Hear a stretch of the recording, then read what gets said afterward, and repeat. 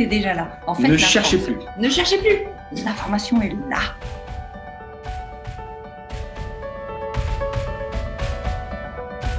Vous savez, vous, à l'intérieur de vous, ce qu'il faut faire. Vous le savez. Vous ne voulez pas le voir. Vous dites c'est trop facile, vous dites non c'est trop dur, vous dites plein de choses. Mais vous le savez. Et c'est ça qu'il faut exploiter. Cette info, elle est là. Prenez-la telle qu'elle est et utilisez tout ce que vous pouvez justement pour avancer là-dessus. Et connectez-vous à tout ce que vous savez déjà, c'est-à-dire tout ce que, comme nous, ce qu'on savait, par exemple, là, c'était dans le cas sur la nourriture et la diététique et tout ça, mais vous savez plein de choses sur tout, vous savez tout sur tout, en fait. Donc, reconnectez-vous à ça. Un truc que j'ai fait il n'y a pas longtemps, il y a un truc rigolo. C'est Sylvie qui dit oui, plutôt reboot que reset, effectivement, parce qu'il faut pas. Pourquoi éliminer tout ce qu'on a vécu? Notre vécu fait qui on est. Exactement. Même ce qui n'a pas été bien. C'est plutôt nos erreurs que nous devons analyser et ne pas refaire les mêmes erreurs. C'est juste ça. Mais il y a des choses bien qu'on a fait, c'est important de les réinvestir, de les réutiliser. Ça vient en fait enrichir notre vie. C'est vraiment des choses c'est ça. Qui viennent enrichir. Le truc qui tue, c'est les gens qui disent ouais, non, mais ça, c'était avant. J'étais ça avant. Je veux plus être ça. C'était super, hein, génial, je m'éclatais, mais je veux plus être ça. Ok, tu peux ne plus être ça, mais tu peux peut-être te servir de dont tu te servais à cette époque-là pour être ce que tu veux être aujourd'hui, pour laisser sortir ce que tu veux laisser sortir aujourd'hui. Voilà, le radical, de toute façon, l'extrême n'est pas bon, l'excès n'est pas bon. Hein. Je suis à l'écoute, je suis disponible, je suis ouvert,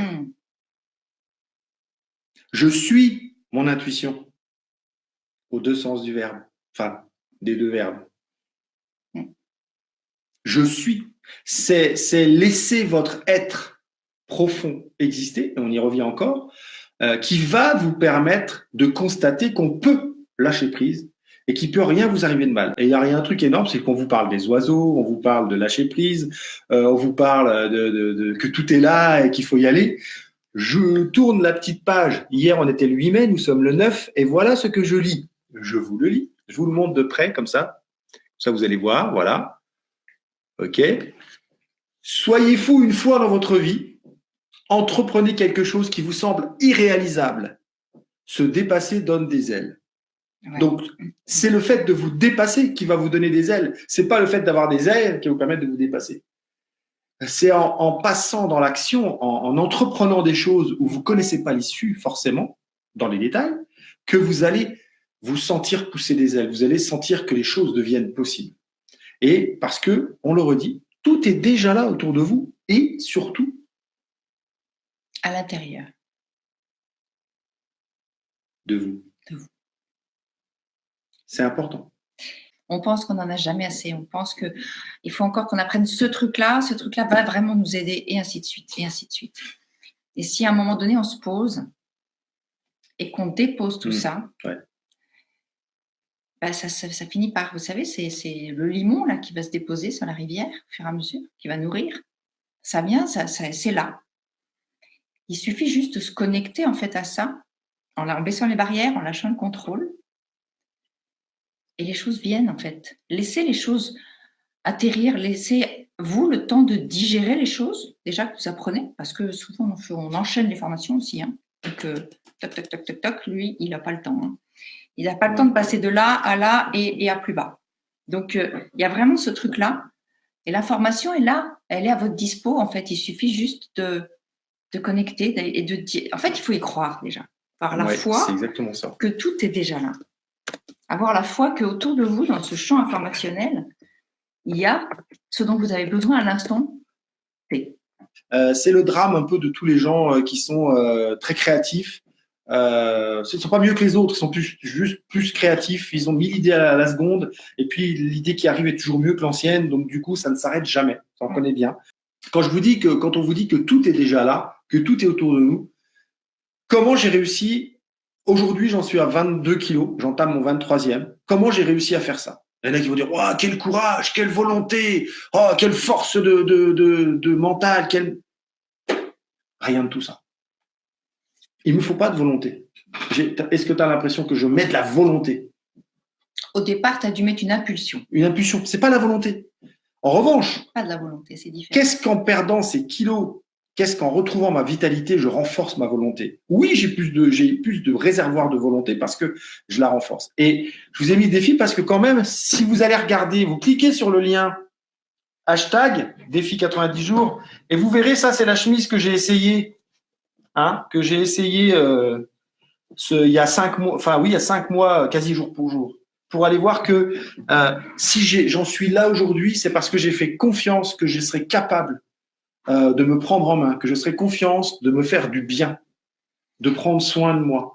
Et puis, on s'est fait confiance au départ sur quelque chose de très important, c'est que on avait en nous toutes les connaissances diététiques et puis, nutritionnelles, tout ça. Tout était là. Et qu'il suffisait finalement de composer nous-mêmes la formule qui allait convenir à JP. Ouais. Qui allait faire qu'il n'est pas frustré, qui allait faire que tous ses besoins sont comblés, que voilà. Et ce truc-là, on l'a créé nous-mêmes, en fait. On n'a pas pris un truc tout fait qu'on nous dit, tiens, fais ce régime-là. C'est pas un régime, d'ailleurs, c'est une hygiène de vie. C'est une hygiène de vie. C'est une façon de t'alimenter. Mais on a fait confiance, on a dit, toi, tes connaissances de ce que tu avais fait dans tes études, oui. Moi, sur ce que j'ai appris dans le shiatsu, dans les énergies, et puis de tout. Parce que moi aussi, il y a des années, j'ai fait ça, en fait. C'est ça. Un régime, vraiment, j'ai perdu, j'ai jamais repris. Donc, voilà, il y a eu tout ça. On s'est reconnectés, en fait, tous les deux à tout ça. Parce qu'on voyait différentes choses qu'on nous proposait, on dit, non, ça va pas, ça, non, c'est trop comme ci, ça. Ok, on prend notre truc à nous. Rebooter. Redémarrer le disque pour réorganiser tout ça et ne garder, prendre le temps de contrôler ce que j'ai envie de garder, contrôler au bon sens du terme, c'est trier, on va dire trier. Trier ce que j'ai envie de garder qui m'a servi, ce que j'ai pas envie de garder qui me dessert. Et ça, c'est super important et c'est une des choses que j'ai été capable de faire, je pense, c'est de me dire, mais tu as été sportif de haut niveau, tu t'es entraîné tous les jours à une période de ta vie, tu mangeais équilibré à cette période-là, alors plus que je pouvais manger plus que je ne mangerais aujourd'hui parce que je me dépensais beaucoup. J'ai été prof d'activité physique et sportive. Donc, je sais comment entretenir mon corps. Je sais comment faire des exercices pour m'assouplir. Ensuite, je suis coach depuis 10 ans. Je sais comment me poser les questions. Je sais comment me trouver les bonnes motivations. Et le truc essentiel qui s'est passé ce 7 décembre 2018, c'est que je suis allé voir à l'intérieur de moi ce que ce surpoids avait comme impact sur ma santé, sur moi, sur mon hygiène de vie et sur ma vie.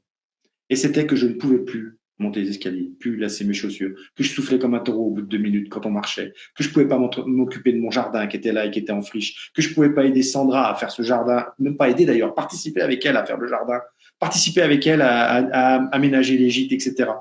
Bref. Et ça, c'était juste pour moi. Il n'y avait aucune raison extérieure. Je m'en foutais du regard de l'autre, qui me trouve gros, qui me trouve pas gros. C'était pas ça le problème. C'était que moi, je ne pouvais plus exister avec cet handicap.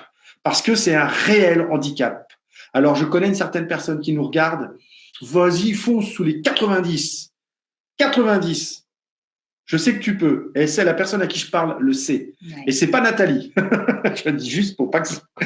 Je sais que tu peux. Et Nathalie, on parle pas mal en dehors. Et oui, lâche rien parce que la volonté, elle sert juste à pas lâcher, mais pas à démarrer les choses. C'est juste à pas lâcher, à continuer, à persévérer, à répéter. En fait, il faut désapprendre pour réapprendre. L'idée, c'est et désapprendre pour réapprendre. Pour moi, justement, ça veut pas dire je vire tout ce que j'ai appris pour apprendre autre chose. Non, c'est la façon dont j'ai appris. Il y a des choses qui sont bonnes dedans. Je vais les réutiliser. Comment j'apprends maintenant? Avec quel regard, avec quelle ouverture j'apprends? C'est la même chose, sauf que je le regarde autrement. L'image qui m'est venue, c'est la pelote de laine. Vous savez, ces pelotes de laine, et même quand tu t'énerves sur tes fils ou mes bijoux qui s'en mêlent toujours tout seuls. Je ne sais pas comment les bijoux s'en mêlent tout seuls dans la boîte, alors que je ne sais pas ce qui se passe la nuit dans la boîte, mais ça va être des trucs de fou. Et vous prenez une pelote de laine qui s'est emmêlée, vous n'allez pas la jeter. Vous allez prendre, vous allez défaire le début. Et puis il y a un endroit où c'est bon. Et à partir de là, vous allez refaire dans le bon ordre. C'est un peu ça l'idée.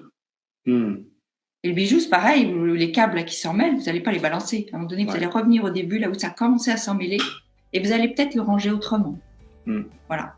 Parce qu'elle dit, tu es sublime avec ou sans tes kilos. C'est pour ça que je vous dis que le regard extérieur, je m'en foutais. C'est pas parce que j'avais un regard extérieur négatif ou pas que j'ai fait ça. C'est parce que moi, je suis allé sur mes ressentis, uniquement sur mes ressentis. Et aussi, imaginez, ça serait quoi dans 4 ans de continuer à prendre du poids comme ça? C'est quoi l'étape d'après ne plus pouvoir faire 100 mètres? Donc je connais bien. Salut Magda, salut maman. Donc maman, tu écoutes bien ce que l'on dit pour voir si ça peut te servir.